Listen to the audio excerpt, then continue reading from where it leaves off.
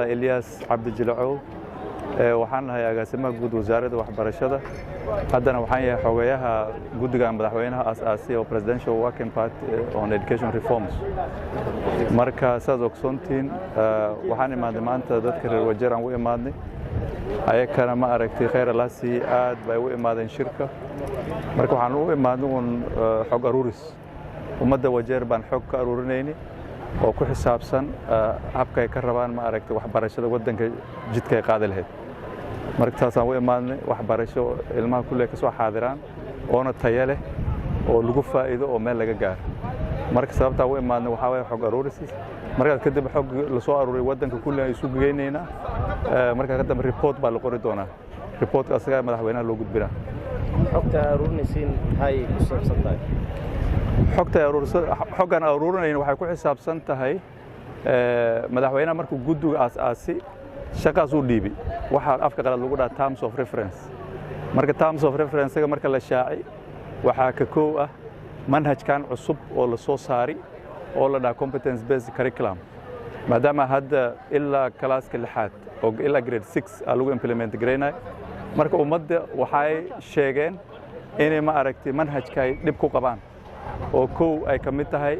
manhajku u noqday manhaj qaal ah oo ummaddii ay ma aragtay sida laga rabay qalabka waxbarashada ay u heli laadahay marka arrimo badan baa laga sheegay marka xoggan aruurinayn waxaa ka mid ah ma aragtay dhinaca basic education waxbarashada asaasiga waxbarashada ma aragtay farsamada oo TVET iyo waxbarashada sare university education aniga waxaan sheegaa waxyaalaha meeshan ka jira oo iskuulka loo akhrisan leeyahay ama loo kombalan garaynaa ama loo buuqaa CBC wa sidaas aaday waxaan leenahay annaka ma doonayno akhriska hadda jiro oo CBC iyo waxyaalahaas ma doonayno ninka wasiirka ahay waxaan rabnaa oo waxaanay ilmaha baray samaanay ilmaan baranay kuna haddaan baranahay aan barayayna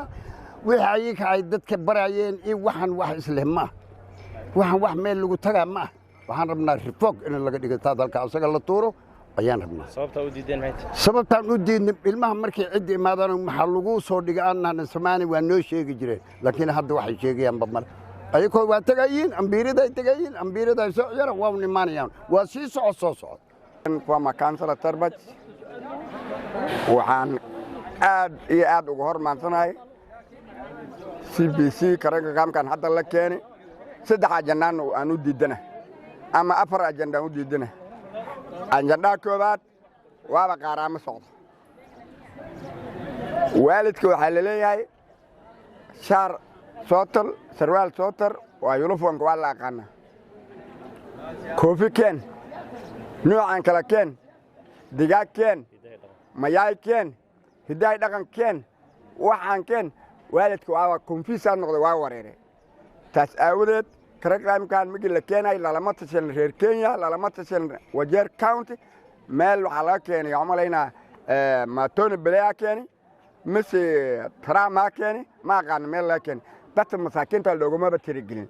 waxa inta dheeraad unuga ku dhaha aaba macalinku waxaan keenaas dhee WhatsApp igu soo dir ana WhatsApp baan qaanin reer baadiyana unuga iskuulange WhatsApp-ka maxaan ka sheegaan unuga ma baaqaan waxa ay gahay ma ba haysta waxa la baraa waxa haysta ma arintaas waxaan aniga codsanaa madaxweynaha maadaama aa soo diray tiim arintaas ka hadla oo Kenya dhan lagu wareega totally hala tiro sanshuriye maanta meeshan kulankan wuxuu dhacahay waxa way arrimihii CBC run ahaantii anaga hadii aan nahay waqooyi bari CBC waxaan hadda aan ku mashquulsanahay oo la yaabanahay ilmihii galaas 8 ka ahay iyo kuwii oo CBC imtixaan isla qaadanaya imtixaan isla qaateene seel kale yeela waa intee la kala geeyna waa markay ay imtixaanka isla dhameeyaan taasaan ku mashquulsanay waxaad arkaysaa cunug la dhahay homework soo sameey wanda ku basaas yako waalidka u tag homework ku sameeyeen cunug midaan buu waalid lahayn oo cid u sameynayso aan jirno arkaysa oo iska oyna oo homework asaga hay ku mashquulsan kii kale waalidku buu tagaa waalidkii adigoo maanta idil soo mashquulsanay oo daaladaad iyo waxyaalaha la soo dara dhacay cunugku ku leeyahay baba waa lix cunug meel isku imaaday homework sameey wax laga kacma soo aan dawladda waxaan baaq u diraya yaayna mashquulin anaga iyo caruurta maskaxdayna yay rogin macallimiinta ay wareerinin waxaan leeyahay stand 844 systemka noo jira kaasa ahaada CBC-gan qadka laga tuuro salaam calaykum annaga anoo afka baarinta ku hadlaya Wajeer County ilaa Garis Madera waxaan caawasho ka muujinaynaa CBC cilmiga nayta cusub annaga hadaan reer waqooyi barinahay maanan haysana network full qaas ahaan Wajeer waa ka saysin ilmihiya wax ay ku akhristaan ay leeyihiin Satiimar ma haysan waxa la soo Google garay oo telefoonkan aan haystaa maxaan ku Google garayaa wiil dhalinyaro baa laga soo qaaday 6 cunug 7 cunugaas haysata nin dhalinyaro oo telefoon ka soo qaadatay ma ay 6 cunug 7 cunug ay wax kaaga Google garaynayaan indhaha hal kala qaada ma ahayn madaxweynaha aan soo dooranay inaad ra'yi aruuriyo ma ahayn waxay ahayd inaad markaa soo galaba astuur magacayga waa Nuur Ambardad ururka macallimiinta loo yaqaan Kenya National Union of Teachers waxaa maanta meeshan la isku imaaday ilaa galabta loo joogaya nidaamka cusub oo tacliinta oo CBC laga hadlayo annaka North Eastern Danan ama Wajeer County anani iskuul lahayna badi 2 macallin ama 3 macallin ay joogto iskuul up to standard consistency aan joogno maanta Wajeer East ka bilow Lambib